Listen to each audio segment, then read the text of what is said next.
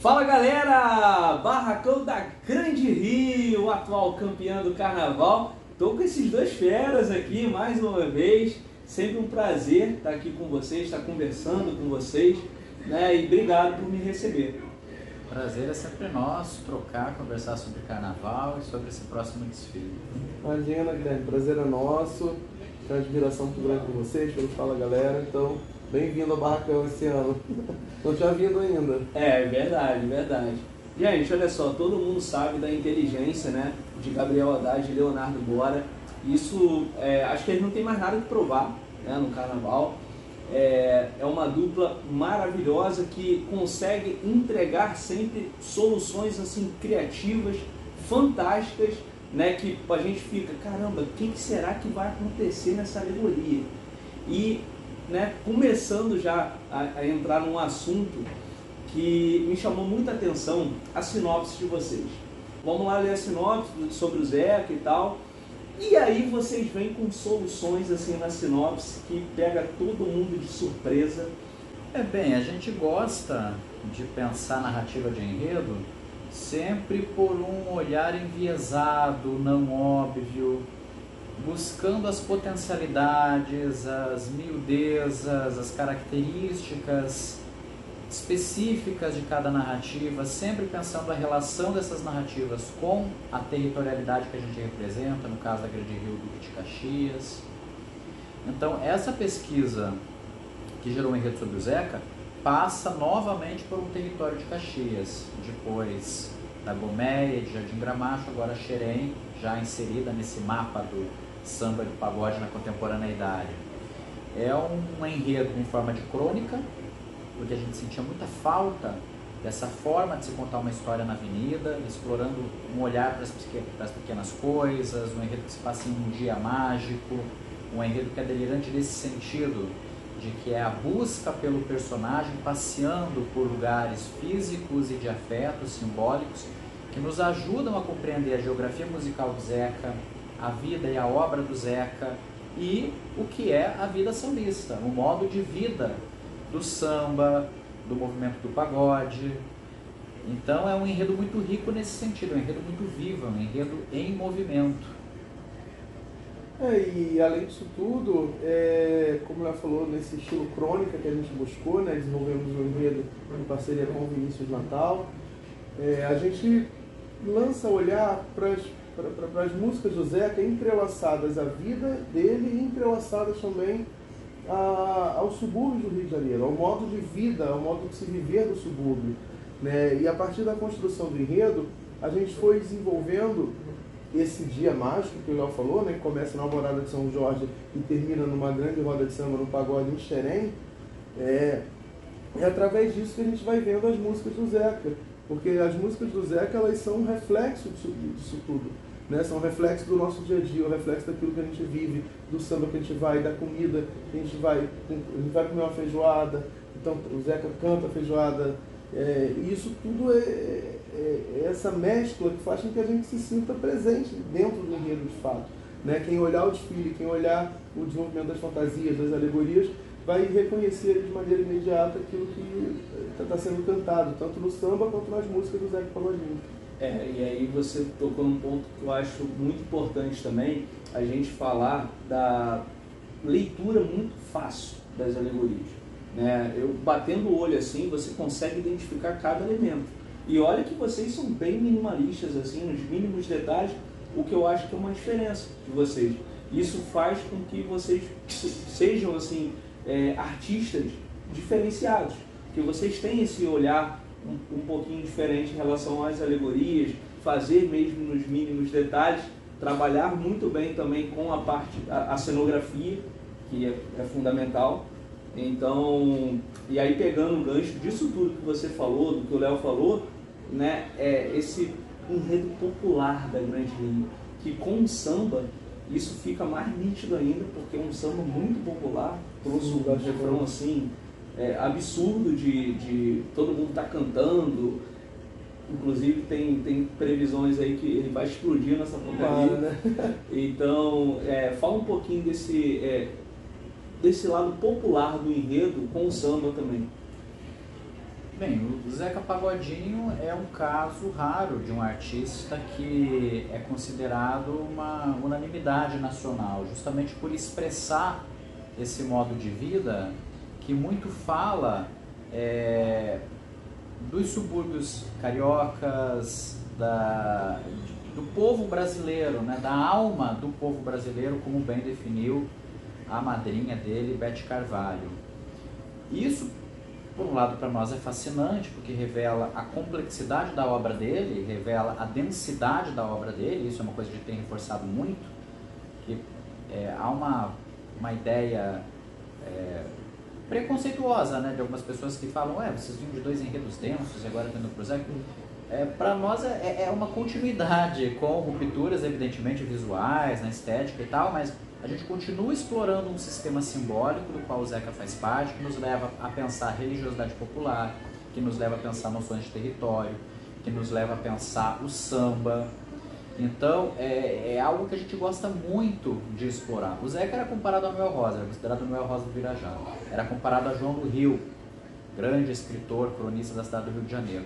O que há de simples, né, dentro dessa obra? A genialidade está nessa aparente simplicidade, que ao mesmo tempo é muito complexa, fala de coisas muito profundas, muito corriqueiras e grandiosas nessa aparente simplicidade.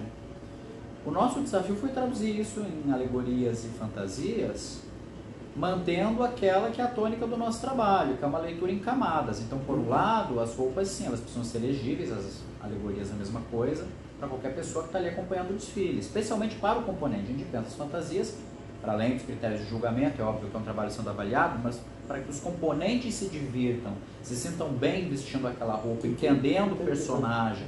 Olha a roupa e já identifique qual é a música, identifique qual é o personagem que ele está interpretando na avenida. Por outro lado, cada uma dessas roupas, cada uma das alegorias tem diversas camadas de leitura. E aí entra essa questão do mínimo detalhe, os diálogos e as referências visuais que a gente vem trabalhando nas nossas pranchas.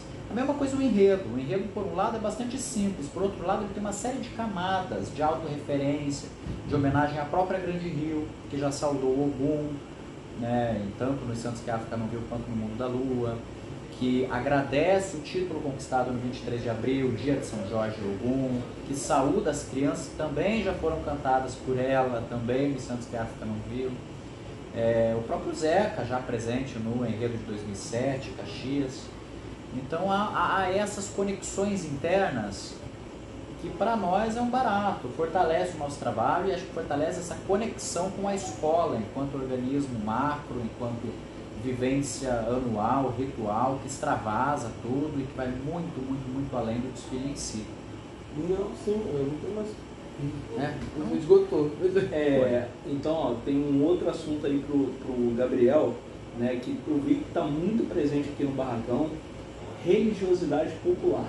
Uhum. O Zeca, ele é muito ligado ao candomblé, à umbanda, ao catolicismo popular, né? É isso que o Léo falou, são as camadas, né? A gente tem uma mesma música do Zeca, por exemplo, que ele canta, né? Uma música de Dona Ivone, que é Candeeiro da Vovó. Ele clama Nossa Senhora pelo candeeiro da vovó, que é uma preta velha, né? Então aí a gente consegue já fazer as conexões com a umbanda, a música cabocla, né? Ele canta o Minha Fé, que fala de Xangô, fala de Oxum. Então essas relações na música do Zeca são presentes quase em 40% da obra, né? Pesquisa do Carlos Monteiro. 40% de uma obra com mais de 500 canções, né? É algo gigantesco. São 200 músicas mais ou menos, aí no número por alto, onde é cantada a religiosidade popular, né? E a gente parte da religiosidade popular na abertura do nosso enredo.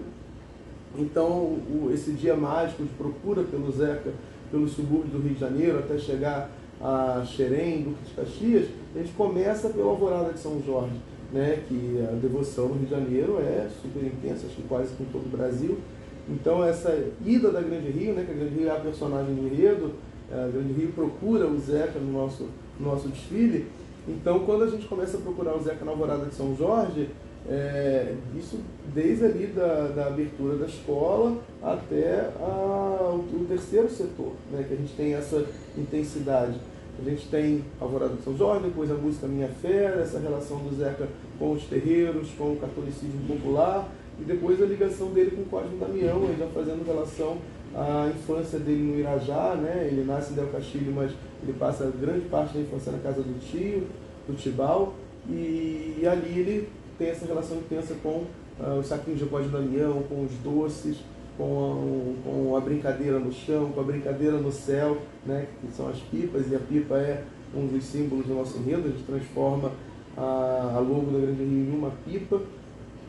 Então, essa parte, essa religiosidade é aquela do nosso dia a dia, né, aquela que você tem em casa, né, e o nosso Abre Alas ele tem diversas esculturas que estão presentes na casa do Zeca, diversos pequenos São Jorge que a gente ampliou para passar na Sapucaí. Então é coisa da identificação, né? Você sabe que aquilo tem a potência, a força da fé para uma pessoa, né?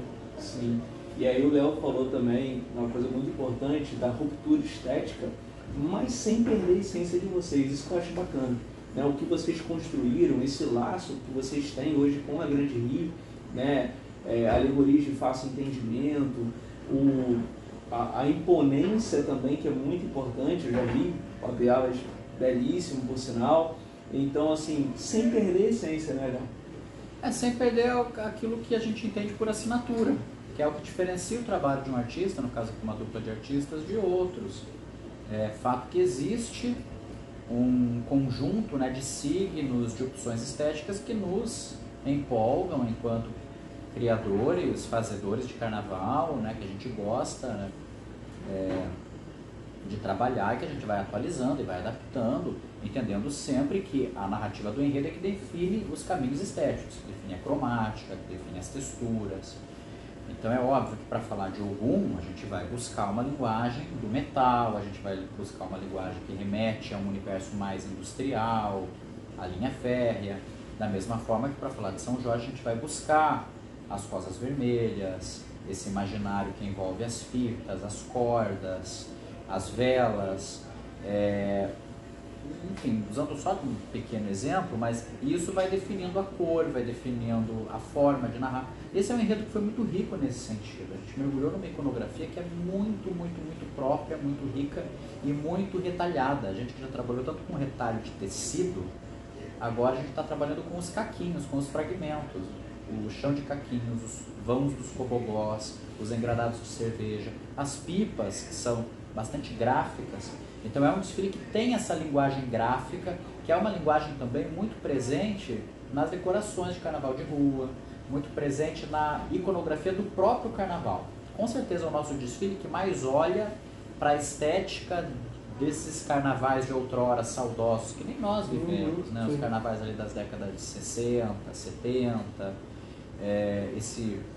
com esse olhar romântico, né, que a gente dedica a essa memória das escolas de samba. Então, o enredo vai definindo os caminhos e as camadas de leitura. Uma coisa que às vezes as pessoas confundem é que leitura clara não é a mesma coisa que didatismo, né? Então não é simplesmente colocar uma legenda e apresentar uma leitura óbvia, até porque a gente está trabalhando com o sensível. É possível apresentar um mesmo signo de maneira talvez não óbvia, pensando, né, dando uma torção ali, dando um nó. A gente trabalha tanto com amarrações, né? E eu acho que é isso que chama a atenção das pessoas, porque as roupas elas são de fácil leitura, mas às vezes elas não são óbvias. Elas causam um certo incômodo, um certo estranhamento. E esse estranhamento, para nós, enquanto artistas, é fundamental. Sim. É o que vai dar você a sensação de ver algo, o que é aquilo, né? Você leva aquele primeiro estudo que você vê e depois você começa a entender e interagir. Eu acho que até por isso, para a gente é muito curioso, assim, as pessoas costumam dizer que é o barracão, né? No caso agora o barracão da Grande Rio, mas os nossos barracões, eles são sempre meio misteriosos, ninguém consegue entender o que está acontecendo. É difícil ter um prognóstico.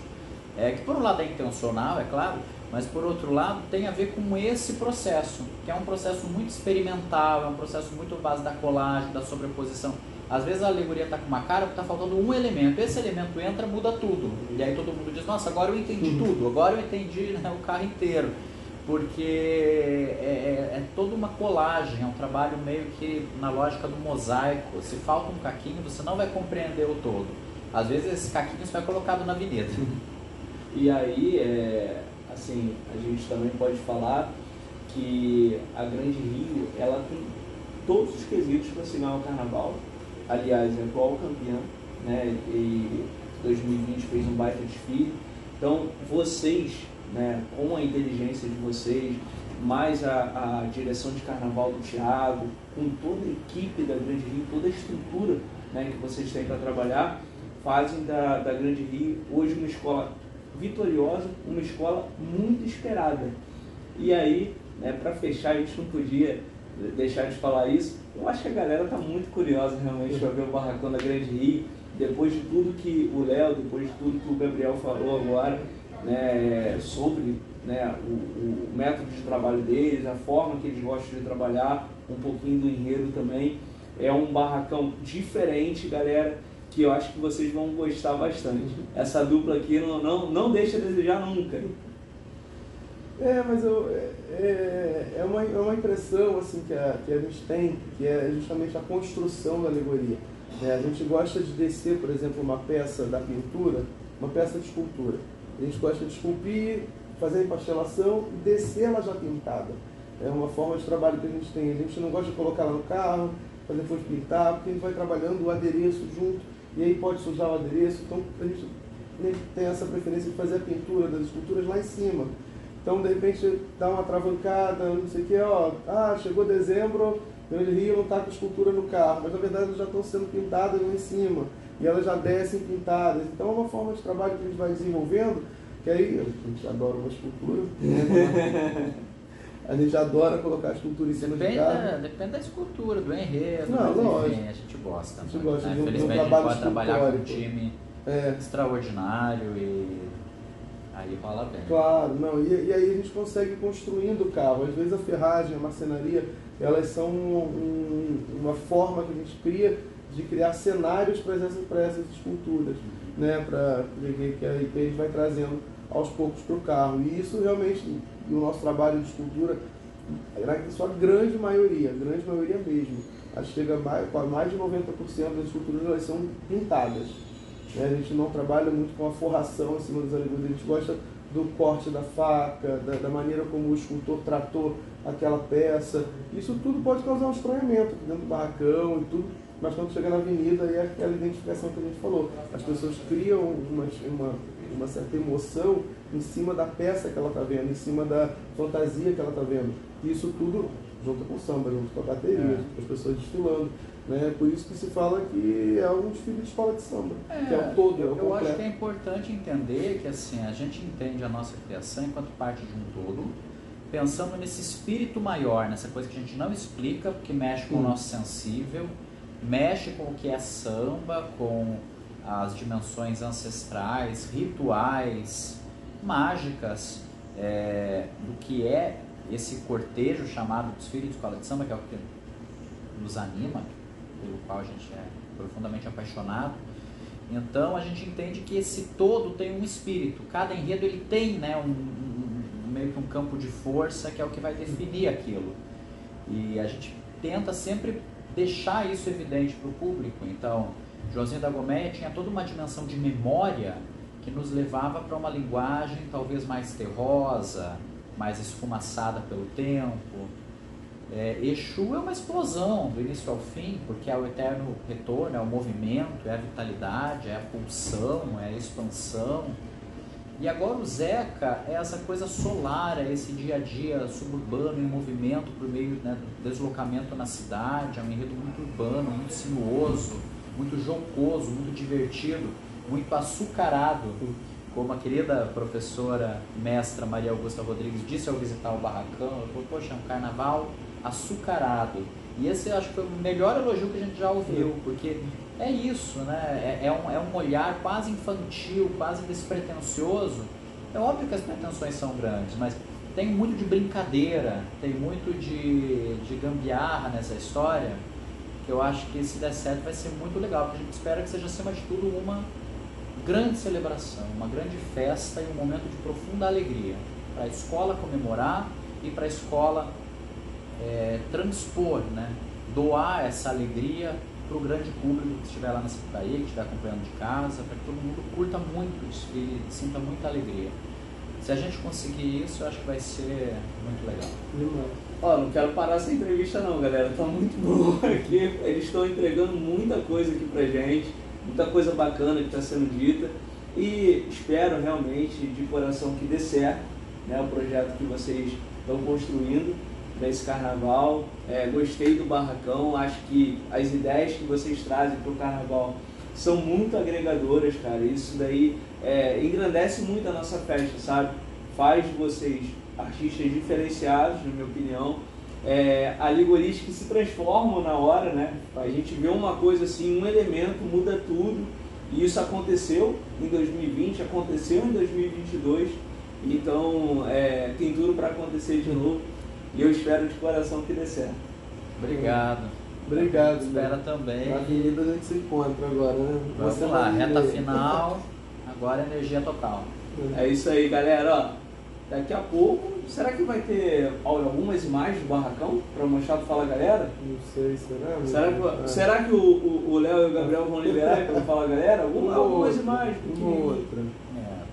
Só Pequenininha. Micro detalhe. A bolinha de isopor. Nos mínimos detalhes. Valeu, gente. Valeu. Tchau, tchau.